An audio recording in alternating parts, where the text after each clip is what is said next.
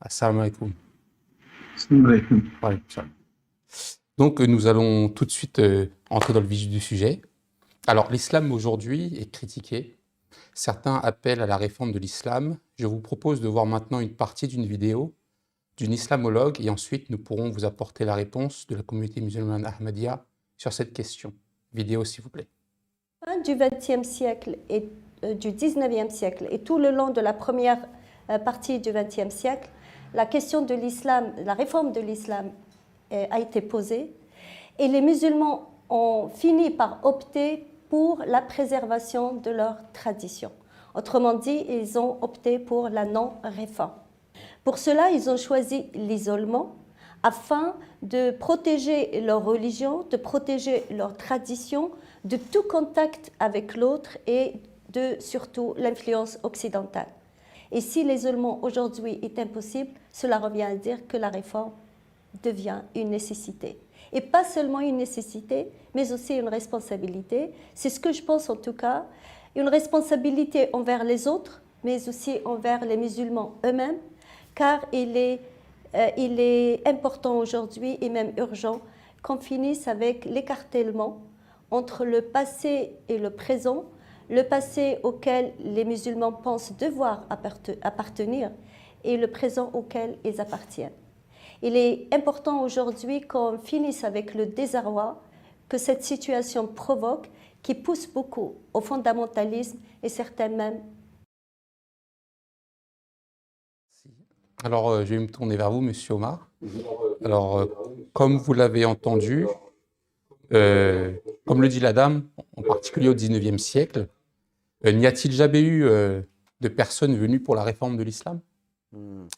Oui, c'est l'analyse que cette islamologue a faite, elle est très pertinente, sauf qu'effectivement, elle a oublié, ou peut-être qu'elle ne le sait pas, qu'à la fin du 19e siècle, dans un village du Punjab, à Qadian, une voix s'est élevée pour justement lancer un formidable mouvement de réforme au sein de l'islam, pour expliquer que la croyance de bigots, de personnes autoproclamées, de savants docteurs de la loi islamique, n'était pas en conformité avec l'esprit et la lettre parfois de l'islam. Et cette personne qui a fait cette déclaration et qui a fondé un mouvement, le mouvement Ahmadiyya, c'est Hazrat Mirza Ghulam Ahmad, qui s'est d'abord déclaré comme étant le réformateur du XIVe siècle,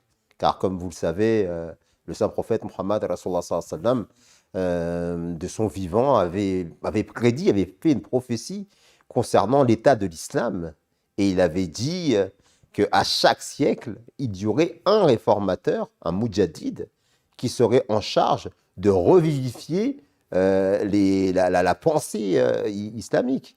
Et l'histoire islamique, tout le monde musulman reconnaît d'ailleurs, est pratiquement unanime sur certains réformateurs, Ibn al-Arabi, l'imam Razali, Abdelkader Jilani.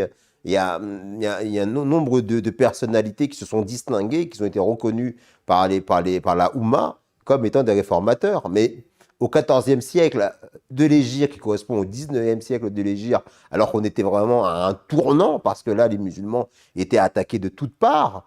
C'est à l'aube de la fin même du califat ottoman, hein, où déjà à cette époque-là, ce n'était plus qu'un califat de nom.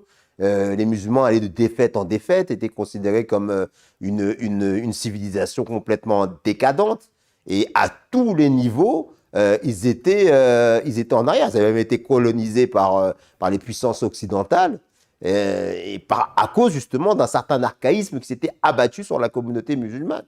Eh bien, au Punjab, un homme s'est élevé contre justement cette fatalité et, par un travail intellectuel, académique, sous inspiration divine, a fait un travail colossal pour réformer la manière de penser des musulmans. Et d'ailleurs, c'est ce travail de réforme qui, encore jusqu'à aujourd'hui, n'est pas compris, et qui est controversé, et qui, parce qu'il n'est pas compris, est aussi ostracisé, montré du doigt, mis sur le banc, marginalisé. Et c'est d'ailleurs pour cette raison-là que, comme on le voit encore aujourd'hui, les musulmans sont dans une situation difficile, ils sont divisés, ils sont déchirés, il n'y a pas de leadership, alors que depuis maintenant plus de 100 ans, une communauté qui fait un travail formidable au niveau de la théologie, au niveau des textes, au niveau des sources islamiques, démontrer qu'il n'y a pas notamment aucun rejet aucun verset pardon, qui soit abrogé dans le Saint-Coran, qui explique que la réforme, le renouveau de l'islam, il a été prophétisé en des termes allégoriques, imagés, et que ce